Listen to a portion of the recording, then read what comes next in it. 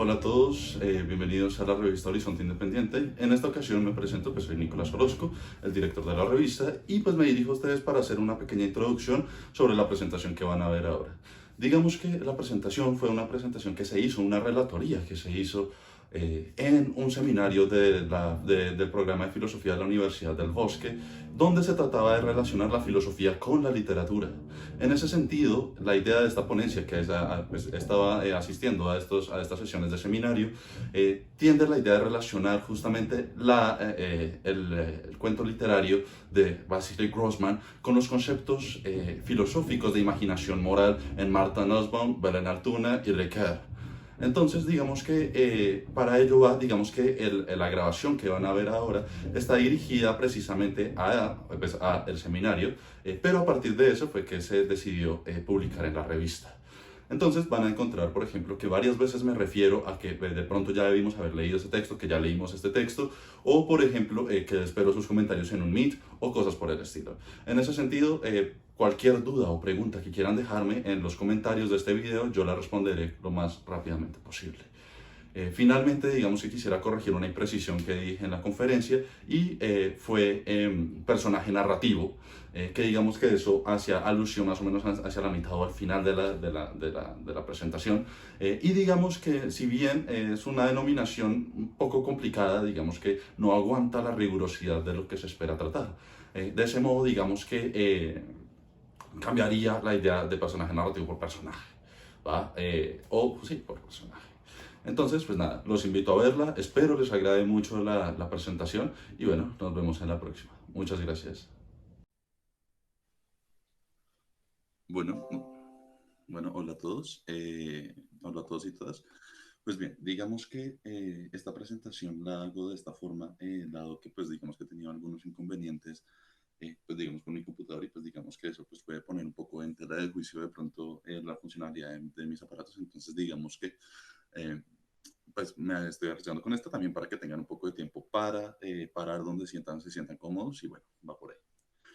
Entonces, la idea de esta presentación justamente es hablar justamente mi lectura sobre el texto del viejo profesor en Vasily Grossman, del cual pues digamos que lo voy a tratar es de ligar con el concepto de la imaginación moral, que digamos que es lo que hemos venido trabajando, por ejemplo, con la imaginación narrativa, que digamos que terminaría siendo algo muy similar a la imaginación moral en Nussbaum.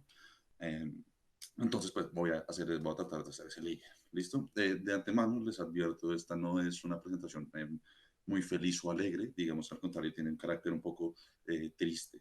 Entonces, pues bien, vamos a arrancar con ella. ¿Listo? La idea puntual de la presentación es justamente poder abordar pues varios temas que creo que nos pueden dar pues, digamos, un recorrido, pues, yo diría, correcto sobre este tema, que digamos que pues, la primera pues, es dar un contexto histórico, ¿no? Sobre, pues, digamos, la situación que pues, estaba pasando en el viejo profesor y de esa forma, pues, desembocar en quién es Vasily Grossman, eh, para abordar un poquito por eso, por ejemplo, ese interés que él tenía particularmente en este estilo de escrituras, ¿no?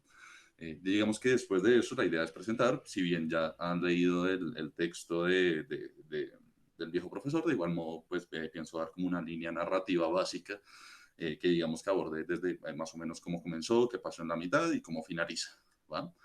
Eh, y con eso, digamos que ya tenemos como un marco completo de pensamiento que pues, ya nos puede empezar a ligar para poder hablar digamos, sobre el tema puntual de la imaginación moral en Nussbaum.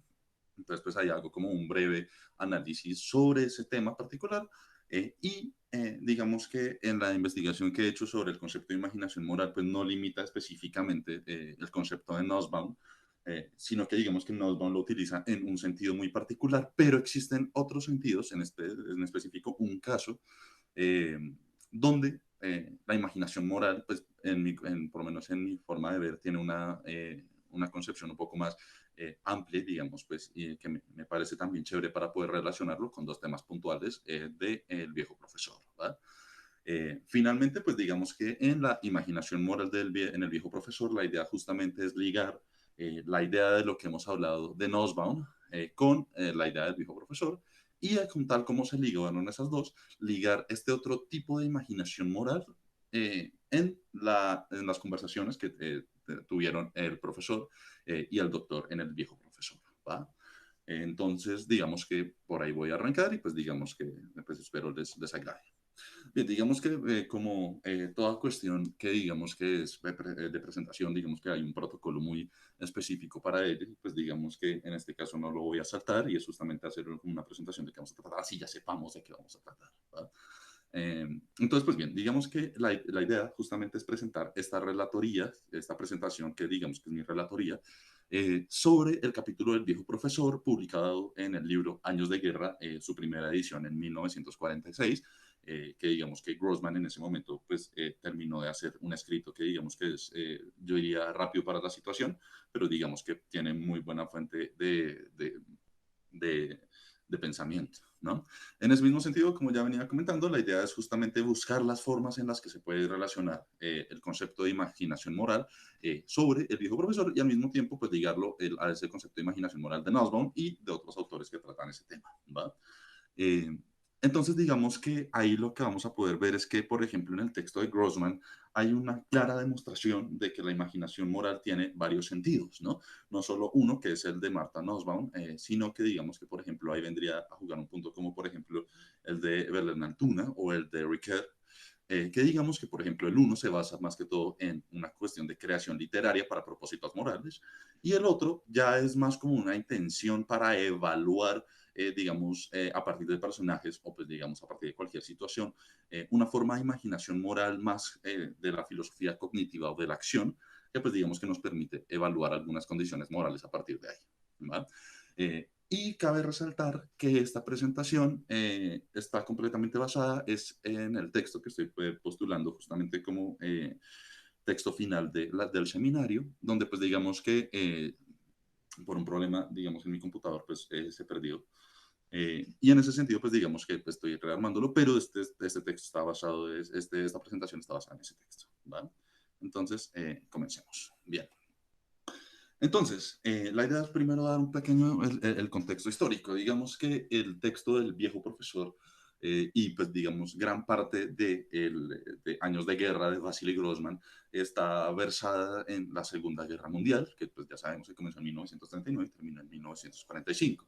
En ese sentido, hay que recordar que el texto nos está hablando claramente de la invasión de Alemania a Rusia, que esa fue en 1941, donde pues digamos que previo a esta invasión los alemanes que fueron de cierta forma los principales gestores de la Segunda Guerra Mundial lanzaron digamos, sus ataques, dado que pues digamos que después de la Primera Guerra Mundial los alemanes habían quedado, pues digamos, muy concentrados hacia los dictámenes y exigencias, por ejemplo, de los aliados de la Primera Guerra. En este caso, pues el vigilante de Alemania era Francia. Eh, y entonces, digamos que los alemanes empezaron justamente a atacar, digamos, países y ciudades para poder dominarlas. Y pues digamos que en ciertos puntos no se hizo caso a esto. Por ejemplo, Francia e Inglaterra pues no hicieron vista buena, dijeron que con eso tal vez podrían ayudar a apaciguar un poco las rabias. Y en ese sentido, pues digamos que se dio carta abierta, donde por ejemplo ya el Tercer Reich, que era gobernado justamente por Hitler, empezó a tomar más poder y empezó a invadir un poco más. ¿Va? Ya en 1941 se hace la invasión formal de Alemania a Rusia, donde pues, digamos que hay una guerra pues, digamos, un poco pesada, unas batallas muy pesadas.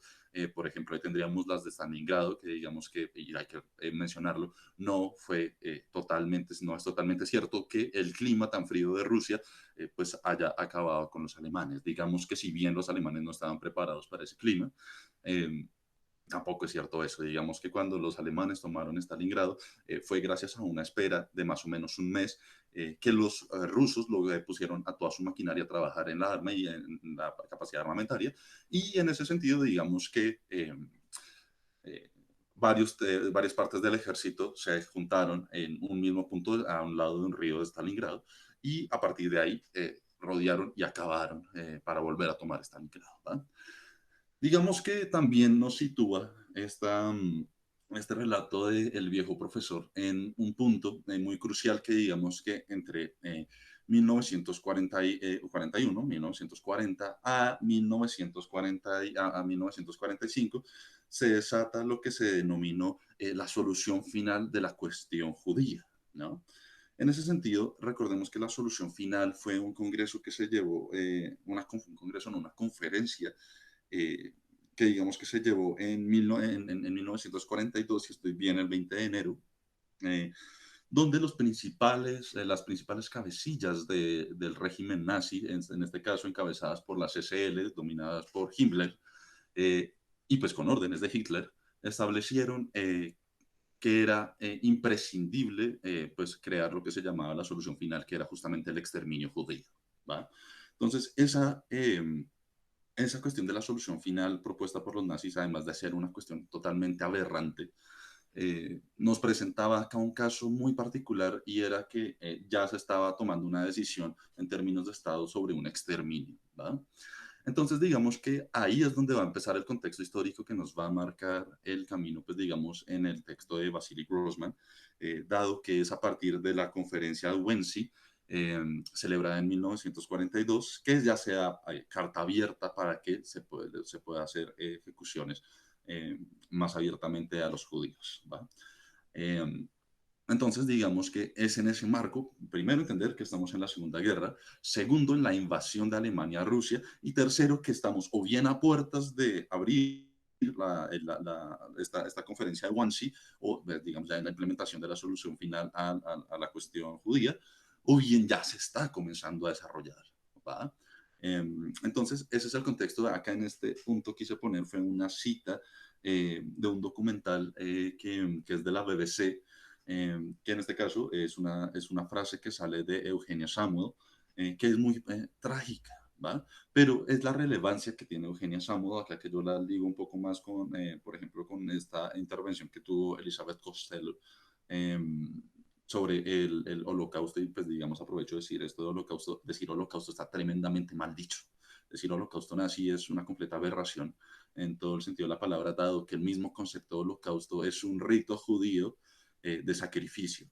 Y entonces de pronto utilizar este concepto de holocausto estamos prácticamente diciéndoles a ellos como un insulto a la cara. Entonces, por lo general uno debería poder decir en vez de holocausto nazi el genocidio judío o el genocidio nazi. ¿Va? Eh, entonces, digamos que esta cita nos trae acá a colación porque Eugenia Samuel fue una habitante aledaña cuando existía Treblinka. ¿No? Digamos que ella era una de las personas que no seguía la ideología nazi y que justamente entraba en cuestión con los preceptos que habían dado justamente los nazis sobre lo que era el exterminio judío. Entonces, por eso pongo esta cita acá, sé que es un poco, digámosla, pesada, pero pues bueno, arranquemos entonces. Bien, ya entendiendo más o menos el contexto, podemos llegar a ver más o menos quién es Vasily Grossman, que pues como ahí aparece, nació en 1905 y murió en el 64. Y él, digamos que fue un ingeniero ucraniano, que pues digamos que más o menos a los 30 y pucho de años empezó a ser corresponsal del Ejército Rojo y escritor de la Segunda Guerra Mundial. Su labor era más que todo un poco más periodística en cierto punto, en tanto de que tenía que ir, documentar y pues pasárselo justamente a los rusos. Digamos que en ese mismo sentido pasa algo muy curioso y es que Grossman justamente, además de hacer reportajes formales, también empieza a emprender caminos, por ejemplo, por la literatura, como podemos ver en el caso del viejo profesor. ¿Va? Todas estas cuestiones, todas estas investigaciones que hizo Grossman lo llevaron justamente a ser uno de los primeros que dieron sus pruebas y testimonios en el juicio de Nuremberg, que recordemos que fue una serie de juicios que se hicieron contra, contra los alemanes después de finalizar la Segunda Guerra Mundial. Y en ese sentido, estos juicios de Nuremberg tienen una cualidad y fue que, digamos que, perdón, citoso, sino que cuando hablo mucho se me seca la garganta, y es que el tema nos llevaba a pensar que, pues, estos juicios, obviamente guiados por el ejército aliado, lograron tener un montón de documentación, pese a que los alemanes trataran de borrar varios rasgos sobre lo que habían hecho. Por ejemplo, si se dan cuenta, Treblinka no existe. ¿no? Cuando ya iban a entrar justamente a Treblinka, los mismos alemanes la destruyeron justo un poquito antes de que, un poquito después de que había pasado justamente una rebelión allá adentro que pues digamos que hizo que salieran varios supervivientes de ese campo de concentración. Mm, y pues bueno, digamos que entonces Años de Guerra lo que nos va a mostrar es justamente como un compendio de relatos que nos van a poner en contexto sobre lo que sucedía en los años, digamos, de la Segunda Guerra Mundial. ¿Vale? Esa es la importancia, digamos, que tiene Vasily Grossman, y es la elocuencia tanto periodística como literaria que nos permite entrar en contexto directamente con la Segunda Guerra. ¿Va? Entonces, bien, creo que con esto ya podemos entonces iniciar. Bien. La línea ya entrada en temas del viejo profesor es una línea que por lo menos yo la divido en tres partes y es el preámbulo a la llegada alemana, ¿no? La instalación alemana y el genocidio. ¿Va? Primero comencemos con el preámbulo. Digamos que el texto al inicio nos presenta como unas diferentes formas de escenas, una sucesión de escenas más precisamente, que nos van a decir qué pensaban o qué pasaba antes de la llegada de los nazis. Entonces recordemos que al inicio se nos empieza a describir cuáles eran como estos hábitos que tenía el profesor, por ejemplo, con los libros, que se sentaba en su banca, que cogía el libro y bueno, bla, bla, después que llegó la niña, y bien, y digamos que en ese sentido se nos empiezan a presentar algunos personajes, si bien se nos presenta a una niña, al profesor Boris Isakovich, también se nos presenta al comandante que había sido lisiado en guerra, hasta donde pues pude entender que digamos que era el comandante Borochenko. Y así se nos empiezan a presentar. Por ejemplo, también se nos presenta, por ejemplo, la viuda, la esposa y bueno, va por ahí. ¿Va? En ese mismo esquema, ese mismo preámbulo, aparece pues por primera vez el personaje del doctor, que digamos que era un doctor que también lleva, al igual que Boris Isakovich, o sea, el profesor, que lleva ya mucho tiempo en esa misma ciudad, ¿va?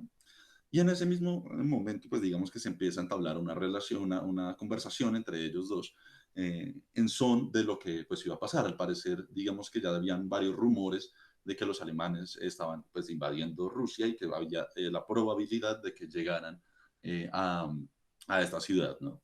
En ese sentido, pareciera que entre el doctor y el profesor ya hubiera como un pacto donde el doctor le consiguió al profesor un ticket o una forma de entrar a un tren, digámoslo, eh, que digamos que lo sacara de la ciudad y lo alejara de la Rusia invadida, ¿no? Eh, y digamos que entonces la conversación nos va a poner es más en un contexto de esa conversación donde pues, se va a concluir que, pues digamos que en caso de que haya algo malo, la posición del doctor es, esto no puede ser tan malo y aún así si lo fuera, creo que podemos sobrepasarlo, pase lo que pase. ¿No? Y en ese momento la posición que digamos que tenía el profesor era, no, pues digamos que esto puede ser más bien catastrófico y en ese sentido yo le pido, profesor, que me salve la vida y me dé un poco de veneno, pues digamos que yo lo imagino que estaba pensando más en caso de que algo pase, pues me tomo ese veneno y pues me mato. ¿Va? Digamos que en ese momento el doctor pues se trata de restringir y no dice nada, pues dice que él no va a hacer eso, que nunca lo ha hecho, pero digamos que él no va a acto seguido, se arranca. ¿No? Digamos que con este arranque que pasa ahí, digamos que un poquito más ya entrados en páginas, ya nos empieza a hablar justamente de la instalación alemana. ¿No? Entonces, que ya llegaron los alemanes, que por ejemplo, que el comandante alemán tuvo un problema del corazón, que digamos que el mismo doctor lo trató, y bueno, digamos que se nos empiezan a poner una serie um, de escenas que digamos que ya nos ponen en contexto más cómo es la cuestión cuando se hizo la instalación alemana. Entonces, digamos que ahí ya estamos entrando en un campo donde se nos empiezan a narrar ciertos tipos de cosas que pasaban a la llegada de los nazis. Entonces, por ejemplo, los judíos no podían ir a la plaza central o a la calle central. Las mujeres y nadie judío podía ir al mercado. Y así sucesivamente se nos empiezan a poner como unos rasgos característicos de esta ideología completamente, digamos, la extremistamente pesada que venía con la Alemania nazi. Y además que eso además venía con un montón de propaganda hecha mucho antes inclusive de que el mismo Hitler llegara a ser el canciller, ¿no? Pero entonces digamos que el relato de Grossman ya empieza a ponerlos en contacto es con esa situación. Las escenas van condicionadas a esa situación. Una de las cosas que es un poco, pues digamos, traumática es toque de queda todos los días para los judíos a las 4 de la tarde, ¿no? Uno queda como, bueno, aquí hay un problema. Y esa es la cuestión que empiezan a hacerse la instalación, que empiezan a poner sus dinámicas de dictatoriales y, digamos, con esa ideología tan pesada eh, sobre esta ciudad, ¿va? Eh, entonces, digamos que en ese mismo marco se empieza a hacer una nueva llamada a la escena, que digamos que va muy condicionada con otra conversación entre el profesor y el doctor, en este caso los papeles invertidos. El doctor llega justamente con un frasco de veneno, diciéndole al profesor que tenía razón, que digamos que ese medicamento iba a ser útil y necesario, entonces que se lo daba, que él tenía las esperanzas perdidas. ¿Va? En contraposición, el profesor dice, y a mí me ha pasado lo contrario, digamos que en este momento yo estoy en un punto donde he encontrado un cierto tipo de optimismo ante este horror, y digamos que va más de la mano con el tema de que, como se aparece acá en la cita que les puse, justamente es una cita del profesor, de que los alemanes se han equivocado, los calculadores cerraron las cuentas, ¿no? ¿Y eso por qué lo dice? Digamos que lo está diciendo sencillamente porque al parecer el profesor tenía este pensamiento de que los alemanes iban a infundir un montón de terror que justamente iba a desunir más a los judíos, pero al parecer había varios gestos de ayuda entre ellos. Entonces podemos encontrar que al inicio del texto el profesor no era, pues digámoslo, muy consultado y a partir de acá empezaron otro tipo de otros judíos empezaron a hablarle, a pedirle consejo, empezó a ver cómo se ayudaban un poco más entre ellos, algunos pues no, pero pues digamos que empezó a ver como ese tipo de gestos. Y eso pues digamos que lo llenó un poco de optimismo sobre esta cuestión que trataban de hacer los alemanes. ¿Va? Entonces digamos que eso va por ese lado. Finalmente, pues digamos que el profesor y el doctor se despiden, se empiezan a lanzar otra ráfaga de escenas y en esa misma línea narrativa llegamos al punto donde se dictó la orden de que los judíos tenían que ir a hacer fila justamente porque al parecer los iban a trasladar a un gueto. Pues digamos ahí, pues cercano, que digamos que iba a estar conformado por diferentes formas para, por ejemplo, en el tránsito con comida y agua, cosa que pues sabemos que no es así. Cuando se llevaban a los judíos en tren, eh, bien no era con comida y agua, ¿va? Y tampoco a veces, digamos que al inicio sí era para guetos, pero digamos que eso después cambió y se los llevaban era para los campos de concentración, ¿no? Entonces digamos que se nos empieza a pasar la escena donde ya esta posibilidad, esta noticia que llegaba justamente de los altos mandos alemanes, se estaba llevando a cabo y se expuso un día. Entonces se puede ver, por ejemplo, la escena del profesor sacando sus fotos, escritos y cosas así como recordando, como despidiéndose. Y acto seguido, después vamos a ver otra escena donde encontramos que hay una niña ya cuando están llevando a todos a esta, ya al tren para llevárselos. Hay un pequeño disturbio, digamos que en ese mismo sentido. Eh, una niña se pierde desde sus padres, el profesor la agarra para calmarla, la carga, la trata de calmar y empiezan a caminar. De pronto, digamos que sale la niña, si estoy bien, le tapa los ojos, le dice que no mires para allá. Y lo último que tenemos de que se nos narra del profesor es que terminó en una fosa, enterrado junto con una niña y otra persona. ¿Va? Y eso pues obviamente ya nos está diciendo que pues, los fusilaron a todos y pues que los enterraron prácticamente a muchos juntos en un mismo punto, ¿no? Entonces digamos que esa es la línea narrativa que nos va a llevar el relato del viejo profesor de Grossman. Y bueno, digamos que creo que con esa ya tenemos un poco, de igual modo, cualquier cosa me pueden preguntar ahorita. Bien, acá ya entramos en un punto un poco más filosófico, pensaría yo, perdón, y es ya empezar a evaluar la cuestión de la imaginación moral en Nussbaum. Mm, Nussbaum, como ya sabemos, es una filósofa que constantemente nos está hablando justamente de una cultura cívica, ¿no? De una cultura de ciudadanos, ¿no? Y en este caso, digamos que en el texto del cultivo de la humanidad, una defensa clásica de la reforma de la educación liberal, publicado por primera vez en 1999, nos saca un capítulo llamado La imaginación narrativa, que además ya lo leímos. donde justamente presenta la literatura como fuente de desarrollo moral a partir de la literatura. Entonces, digamos que ella empieza a hacer un recorrido en ese texto, de que digamos que es un recorrido muy bonito porque nos pone en contexto, como por ejemplo con las tragedias griegas, como por ejemplo esta acción de ir al, a, ya al teatro, nos pone pues ya en contexto y pues digamos que era algo que no era como los que quieran pueden ir a cine, no, no, no, sino que se cerraban locales y todo para poder pues asistir a estas obras, ¿no? A estas obras trágicas. Eh, y entonces, digamos que ella primero lo empieza a desarrollar por ahí, luego, por ejemplo, se mete con Dickens, también empieza a tratar otros autores, eh, y hace un análisis muy bonito sobre cómo se va generando la imaginación moral a partir del niño. ¿No? Digamos que ella va a pensar que imaginación moral o narrativa es la forma en la que se nos va inculcando una condición cívica eh, a partir de la literatura, ¿no?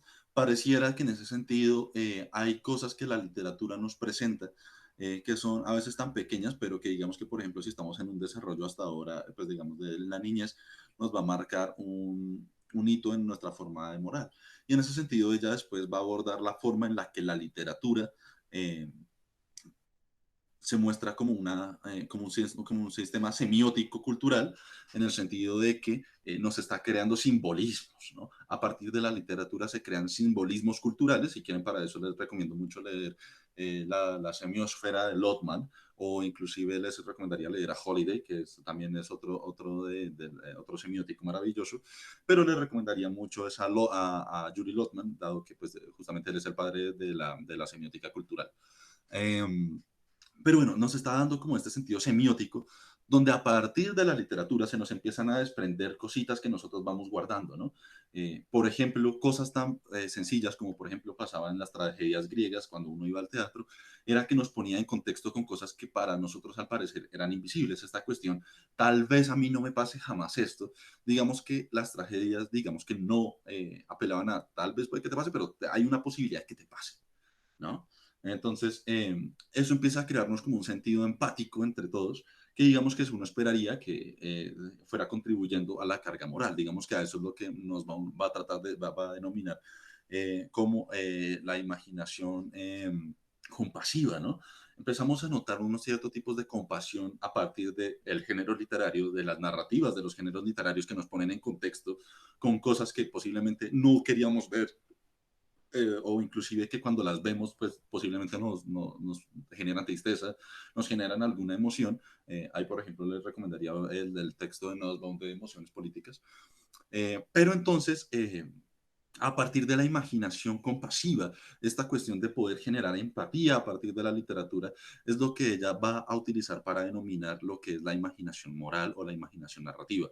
Cómo a partir de que se nos genera un cierto tipo de compasión a partir de la literatura, estamos generando categorías morales o categorías o formas morales que se nos van inculcando obviamente desde el preceptivo narrativo, y a partir de ahí, pues digamos que se cumple lo que es la imaginación moral o narrativa en Nussbaum. Digamos que acá la voy a dejar un poco escueta, porque este es un breve análisis, ya cuando lo vaya a relacionar con Grossman, digamos que voy a meter un poco más en el tema. Pero entonces, hasta ahí espero que vayamos bien, y disculpen si me alargue mucho.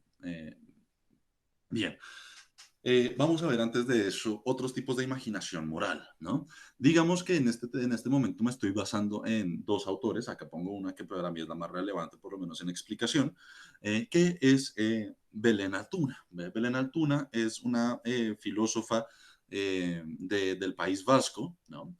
Y pues digamos que ella ha sacado un artículo maravilloso a mi forma de pensamiento, que es la imaginación moral o la ética como actividad imaginativa, ¿no? En este texto se nos pone en contraste al contraste de la imaginación moral de Nussbaum, que digamos que Nussbaum es algo que viene de la literatura en sí misma. En este caso, Belén nos va a poner a la imaginación moral como una fuente de conducta, como un sentido de acción, ¿no? Nos va a hablar de imaginación moral en tanto cognitividad, ¿no? En ese sentido, hay una conexión muy grande, por ejemplo, entre filosofía cognitiva, filosofía de la acción y obviamente filosofía moral, ¿no?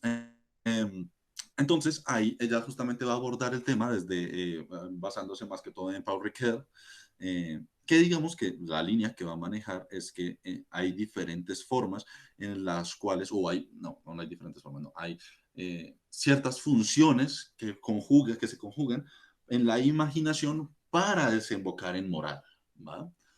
En ese sentido, digamos que ella va a ponernos en contraste diferentes tipos, nos va a poner diferentes formas de concepción de imaginación moral, pero se va a centrar es en estas funciones de la imaginación que nos desembocan en moralidad, ¿va? Eh, entonces, por ejemplo, acá hay una forma muy bonita de escribirlo de Ricoeur, y es justamente esta cuestión de, en lo imaginario, ensayo mi poder hacer, tomo la medida del yo puedo, me describo mi propia acción con los rasgos de variaciones imaginativas sobre el tema que yo podría, incluso yo hubiera podido de otra manera, ¿no? Si yo hubiera querido. Entonces, digamos que hay ese texto, disculpen si no lo he podido leer muy bien, es que está chiquitico acá donde lo tengo, entonces casi ni lo veo. Eh, pero digamos que entonces esa cita nos está poniendo en un contexto y es, mi imaginación es un taller de ensayo, ¿no?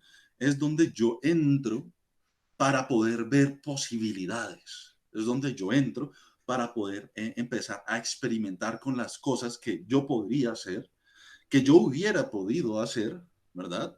O con otro tipo de variaciones que nos están impulsando a justamente mantener una conducta ante cierta situación, ¿no? Por ejemplo, esta cuestión es la más chistosa que, por ejemplo, a veces no sé si se les ha pasado, que, por ejemplo, uno a veces como que tiene un disgusto con alguna persona eh, y en ese jueguito uno, pues digamos, se disgustó, habló con la persona, bueno, la verdad, tal vez se gestó una discusión, salen de allá, 2 horas después uno dice, yo le hubiera dicho algo como esto, me hubiera quedado más bonito, hubiera quedado genial que hubiera dicho algo, que yo hubiera dicho algo como esto. Bueno, a eso es una de los ejemplos en los que uno podría decir como, esto es lo que yo hubiera podido hacer, sí. Tal vez hubiera podido obrar mejor si yo hubiera hecho tal, ¿no? Entonces, la imaginación moral, por ejemplo, en Belén Altuna se nos pone más, es como un taller, ¿no? Un taller al cual nosotros entramos para desembocar en conducta de la cual podemos desembocar, que podemos conjugar moral, perdón, no desembocar, conjugar moral. ¿Va? Entonces, digamos que este es otro tipo que además me parece muy profundo, que también puede conjugarse con la literaria si uno, pues, digamos que hace el análisis, en este caso, pues no voy a hacer el análisis entre los dos tipos de imaginación moral, o sea, como relacionándolos el uno con el otro, sino que pues los voy a relacionar con el texto de Grossman, ¿va? Bien, entonces, digamos que como les había comentado, este es la imaginación en Belén es más como una cuestión de un taller, que además se basa en funciones en las que en la imaginación podemos dar una cuestión en el ámbito moral, ¿va? Entonces, por ejemplo, tenemos uno, y acá pongo las 3 citas de ella, que además son muy bonitas, las leeré y pues las voy a tratar de explicar lo más conciso posible, ¿va? Entonces, la primera parte de las funciones de la imaginación es cómo esta cuestión de representar y comparar las posibilidades de acción individual y colectiva y evaluar, por supuesto, las consecuencias previsibles de cada una de ellas. Aunque pueda utilizarse también para replantear el pasado, implica sobre todo concebir los distintos presentes y futuros posibles. El principio de responsabilidad, para empezar, sería impracticable o moralmente o malamente practicable sin esta capacidad de anticipar, ensayar y valorar las mejores formas y modalidades de acción ante una situación dada. ¿Va? Eh, una de las cosas que me gusta de Belén es que explica muy concisamente las cosas. Aquí nos está poniendo el concepto de posibilidad, ¿no? De imaginación como necesario para la moral en sentido de que nos da una cuestión para poder tener posibilidades, ¿no?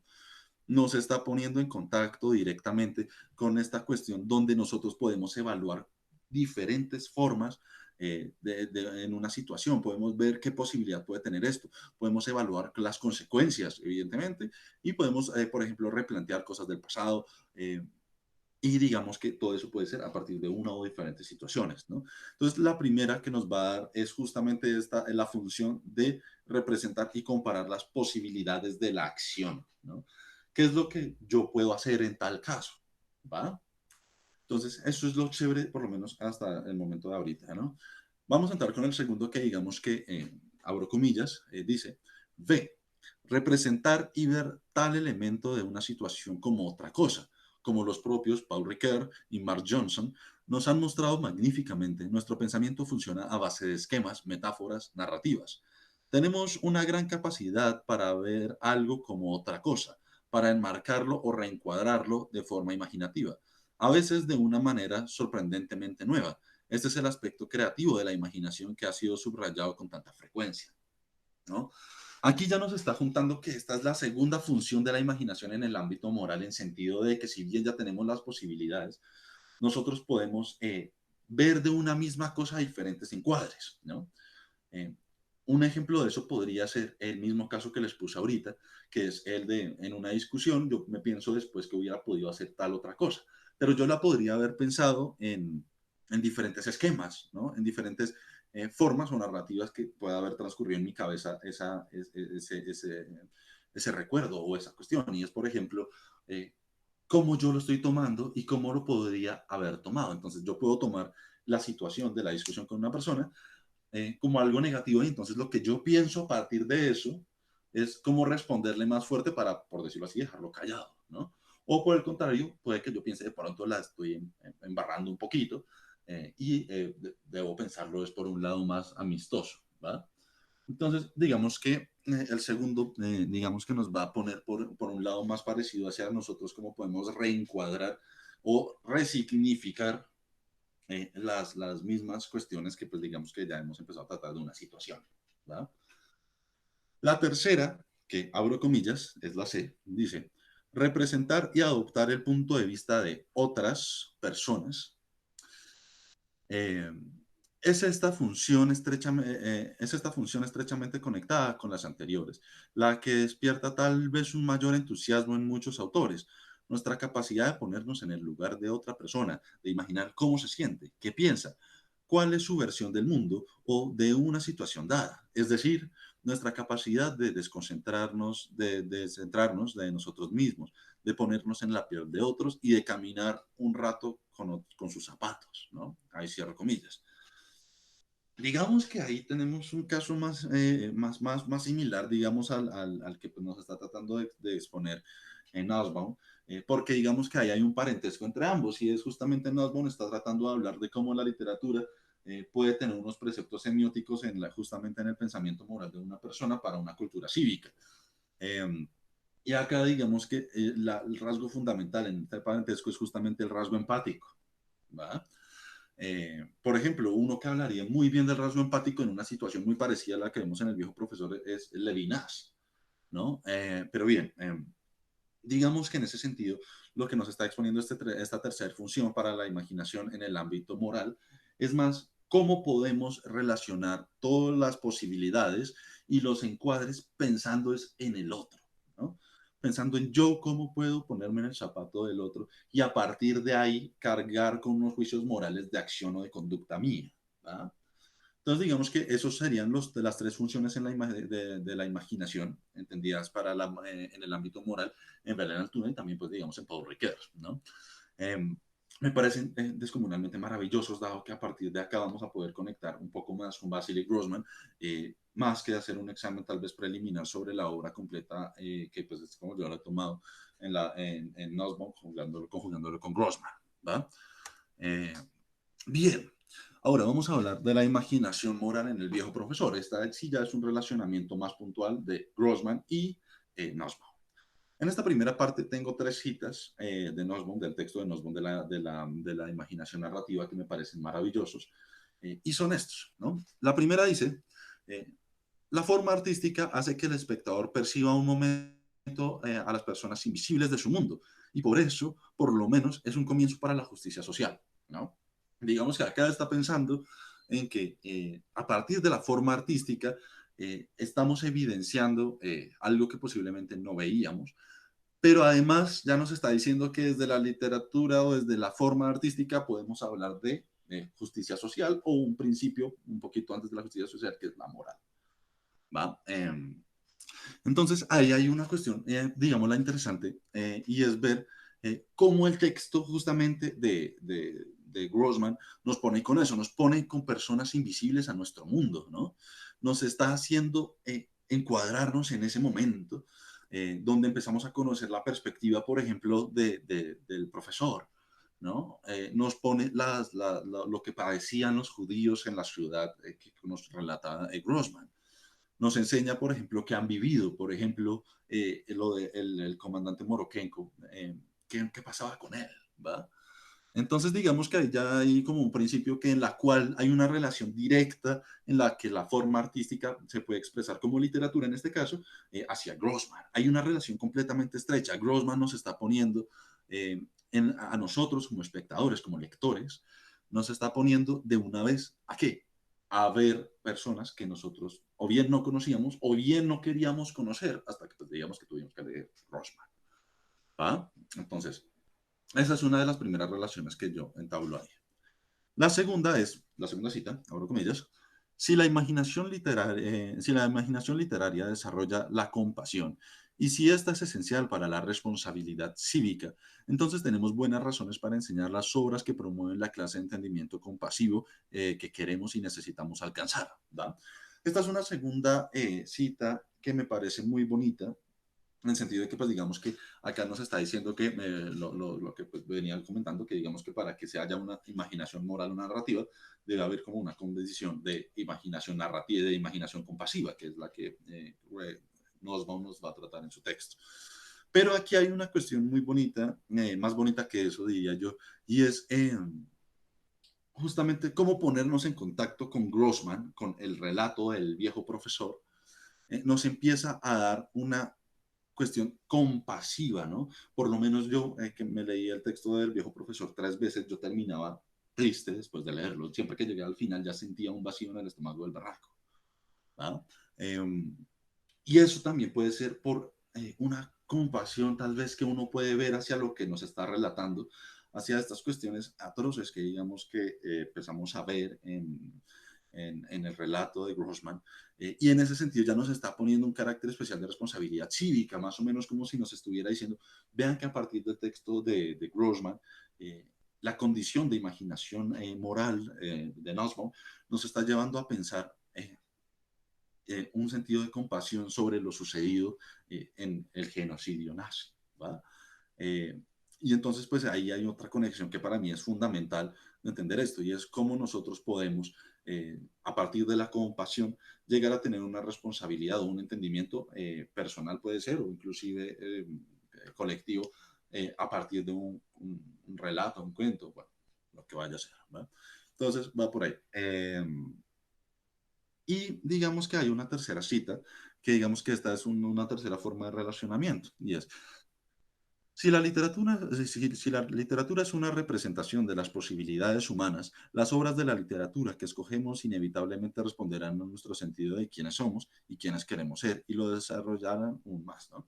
Digamos que esta la puse más ahí como un sentido más adrede, obviamente tratando de relacionarlo, pero es justamente cómo a partir del texto de Grossman eh, se nos abren las posibilidades humanas que ya nos va a conectar ahorita con el otro tema, y es posibilidades en las conversaciones que, digamos, pasaban entre el profesor y el doctor. ¿Qué pasaba en esas conversaciones? ¿Qué posibilidades se pensaban? ¿Cuáles eran sus alternativas sobre la situación que tenían? ¿Va? En ese sentido, por eso puse esta cita, porque esta está haciendo como un sentido intermediario, pienso yo, entre Belén, eh, Grossman y Nussbaum. De ahí la literatura como una forma de representación de posibilidades, ¿no? Pero representación de posibilidades, ¿para qué? Para una compasión, y una compasión ¿para qué? Para una imaginación moral, ¿va? Entonces, digamos que estas son como las tres formas de relacionamiento. Digamos que aquí, si bien es, digamos que trato de explicar un poco muy parecido a lo que estaba comentando, es lo mismo que estaba diciendo ahorita, solo que pues, lo pongo un poquito más conciso y sin perderme tanto, ¿no?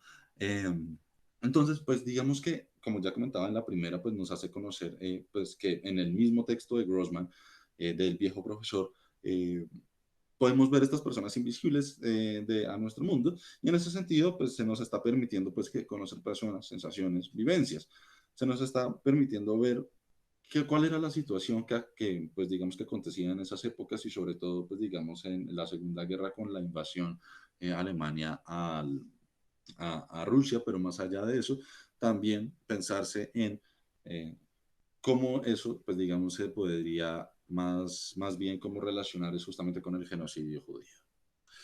¿Va?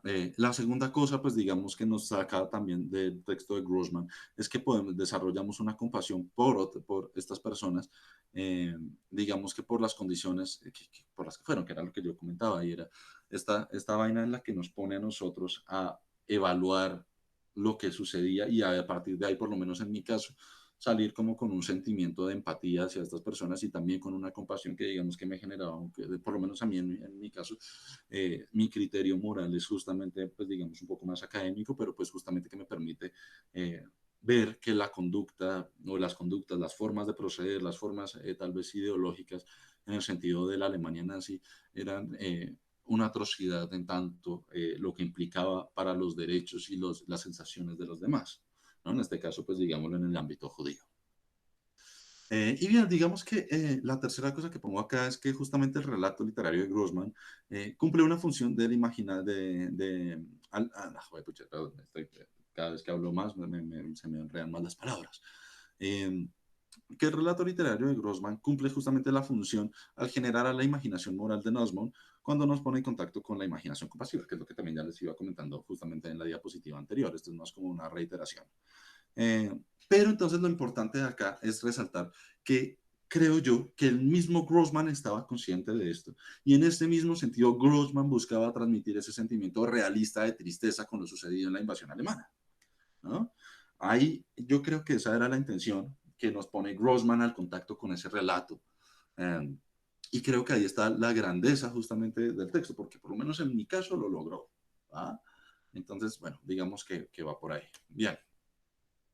Aquí empezamos con el tema más digámoslo, complicado, diría yo, y es justamente el relacionamiento de la imaginación moral en las conversaciones que tuvieron entre el doctor y el profesor. Bien, en todo el relato se nos comentan dos conversaciones, ¿no? Una previa al arribo de los alemanes y la otra ya durante la estancia alemana. ¿Listo? Como se acuerdan que les mencioné hace un ratico, cuando estaba dando la línea narrativa, eh, les comentaba justamente cuáles eran las posiciones de ambos.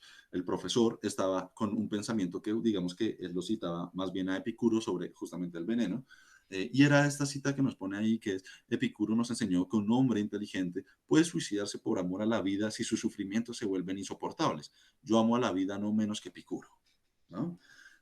Ahí se nos está, pues, digamos que está, el profesor está tratando de alegar justicia para que el doctor le lleve el veneno y pues pueda curarse de cualquier sufrimiento posible eh, que suceda tras el arribo de los alemanes.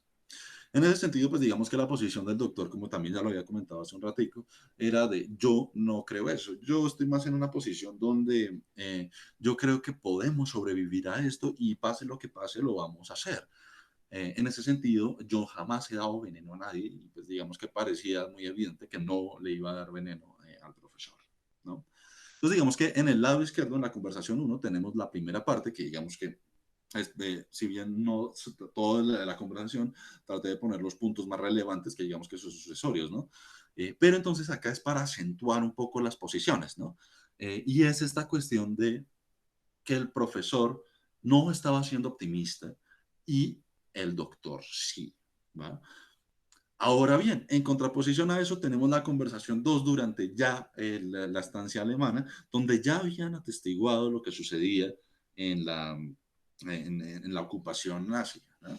Entonces digamos que acá la situación cambia. Acá justamente la conversación inicia cuando dice es una solución concentrada. Y ahí de una vez nos lanza el chopetazo de que ha cambiado de opinión al respecto en los últimos días y que ha empezado a considerar esta sustancia como un medicamento útil y necesario. Listo. Entonces, digamos que ahí ya vemos una clara opción de que de que el doctor ya no está tan optimista, está más bien se decepcionó y vio el horror de lo que implicaba esto, ¿no?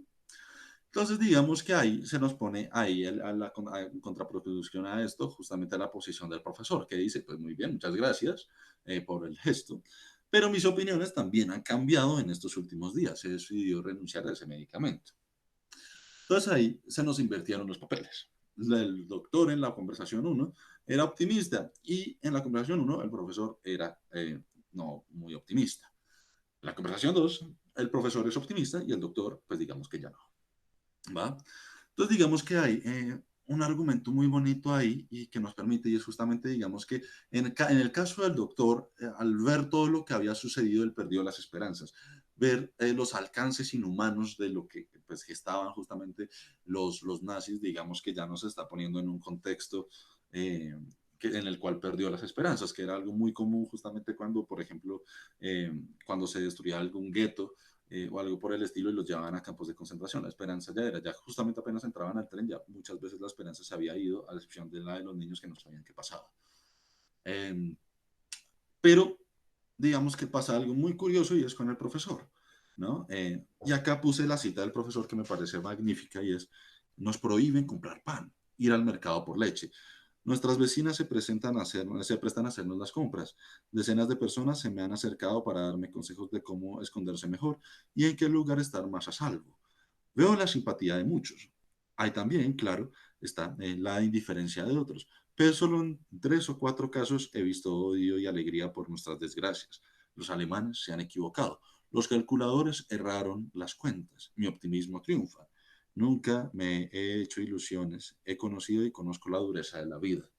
Digamos que ahí lo que se nos está presentando es que el profesor había visto al inicio, en la primera conversación, él se mantenía en una situación donde sus posibilidades era él era más que todo él con él, ¿no? Si bien tenía un poco de relación con otras personas, no era una relación que dijera como yo me moriría por estas personas o yo haría algo más fuerte por estas personas. No, no, no. Digamos que era más bien como una cuestión un poco más solidaria, ¿no? En ese sentido fue que el profesor era, digámoslo, no optimista. Ya después con el arribo empieza a ver cómo se empieza a ver como unos gestos de una mayor simpatía, de ayuda, de optimismo, a pesar del gran artefacto nazi de horror, para ayudarse entre judíos, para ayudarse entre sí, para ayudarse al profesor que lo ponía más en contacto. Entonces el optimismo del profesor creo yo que venía de justamente de haberse pensado esta cuestión de yo tengo un valor acá que puedo entregar justamente pues a las personas de acá de esta ciudad, ¿no? Y creo que es bajo ese precepto de yo todavía puedo hacer algo acá y pues digamos que mi destino, que pues, digamos que él va a decir en algún momento, mi destino también está muy ligado pues, a las personas de acá. Muy parafraseado, ¿no? Entonces, digamos que acá, ¿qué podemos analizar? Digamos que recordemos las funciones de la imaginación para el ámbito moral que nos pone Ricard y Belén. Entonces, digamos que ahí lo que tenemos es justamente en la primera, estamos viendo cómo está en la función uno, ¿no? Esta función en la cual yo estoy pensando, estoy en mi taller de creación, pero estoy viendo la situación que va a venir. Estoy organizando mis posibilidades para lo que va a venir, ¿no? ¿Qué es lo que va a venir? Pues vienen los alemanes. Y en ese momento que vinieran los alemanes era significado de, pues va a venir algo muy malo. Entonces, digamos que ahí ya nos está poniendo en contexto de que la conversación uno pareciera que en el caso del doctor y del profesor se nos está poniendo el marco de la función uno, que es la cuestión de posibilidades ante un suceso que pues no ha pasado, pero puede llegar a pasar. En el caso del profesor, la posibilidad que él sacaba de su imaginación en su taller era ¿cuál? Pues justamente que no puede ser tan malo y que pase, así fuera malísimo, podrían salir de ahí. En el caso del profesor, ¿qué era? Es horrible lo que viene y yo no sé si me estoy dispuesto a aguantar ese sufrimiento, ¿no? En su taller ellos mismos, dentro de sus posibilidades, enmarcan esas dos cuestiones de conducta, esas dos cuestiones de acción. De ahí que el profesor, digamos, que le pida al doctor el veneno. ¿Va?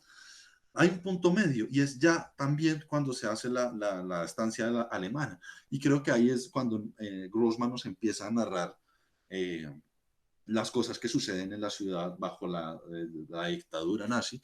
Y viene más de la mano justamente que ahí apareciera que es el hito donde transcurre la segunda función de la imaginación moral, de la imaginación para el ámbito moral. Y justamente es cuál. En ese momento, en la estancia alemana, se nos presenta entonces un cambio, el cambio del marco, ese encuadramiento que tenían ellos ante esa posibilidad que veían previa al arribo de los alemanes, ahora hace un cambio de marco, ya no están encuadrados en las mismas narrativas que tenían hace unas semanas atrás, sino que ahora se invirtieron los papeles, su forma, volvieron a su imaginación, a su taller, y encontraron entonces que el pensamiento con el cual habían supuesto lo que podría pasar y cómo actuar en caso de que pasara tal cosa, ya no era válido. Y en ese sentido cambiaban las cosas. En el caso del profesor, ¿en qué? El suicidio ya no es una opción. Y en el caso del doctor, el suicidio ya es una opción, ¿no? El marco cambió, la posibilidad de conducta para la acción cambió, la moral en sí misma cambió un poco, ¿va? Eh, entonces, digamos que ahí vemos la segunda función que describí antes, pero además encontramos, ya no en tanto el doctor, eh, aunque también podríamos hacer el análisis con el doctor, pero pues quiero enfatizar ahorita es en el profesor, es en la tercera función, que es la función justamente de ponerse en el lugar del otro. Al parecer, el doctor vio en estas condiciones de horror que los judíos se ayudaban entre ellos, que lo ayudan a él, que lo venían a preguntar, a aconsejar, y vio una pequeña esperanza, un rasgo de ayuda entre ellos, de algo que antes no había tan marcadamente, tal vez.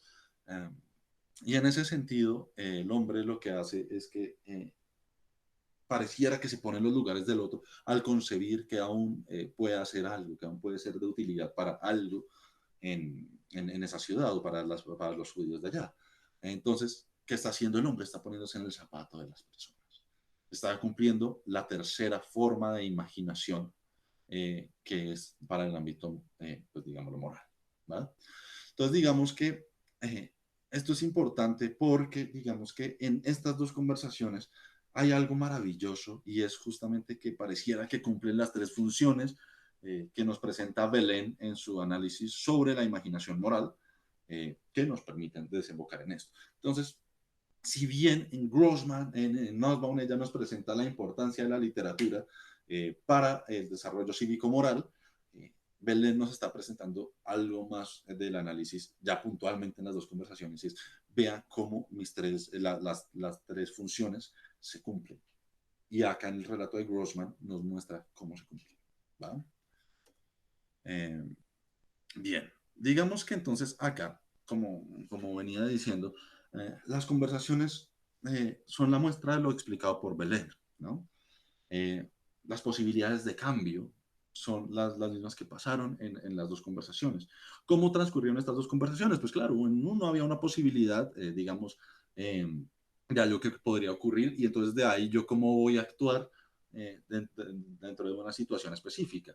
La segunda ya era, está pasando esto, voy a cambiar mi marco. Mi marco no era yo como yo pensé que yo podría actuar en esta situación, sino que me estoy dando cuenta que actuar en esta situación como yo lo había pensado es imposible, ¿no? Y en ese sentido, pues se hace el cambio. ¿Cuál es el cambio? Por ejemplo, en el caso del profesor, un montón de empatía, ¿no? Inclusive uno podría llegar a pensar que de pronto el doctor tuvo un poco de empatía de ponerse en el lugar del profesor, justamente con lo que el profesor le había dicho en la primera conversación, para decir, tome el veneno, ¿no? Entonces, digamos, en cualquier caso podemos encontrar que se cumplen las funciones. Y en ese sentido hay un cambio de opinión que digamos que es potenciado justamente por una condición de imaginación a la moral de lo que uno puede hacer en, eh, en la acción. ¿Va? Eh, entonces, de ahí va el punto. Entonces, acá hay una frase que quisiera poner justamente para cerrar esta presentación y es, esta, bueno, comienza, permítame, me despida de usted. Hace ya casi 50 años que nos conocemos. Se cierra comillas. Y ahí Basili, que me imagino que es el narrador, se abrazaron y se besaron. Las mujeres que presenciaban la despedida lloraban. Fue el último abrazo, la última vez que se vieron el profesor y el doctor, dado que ambos pues murieron, pues digamos ya propiamente en la ciudad, en formas distintas, pero pues ambos murieron.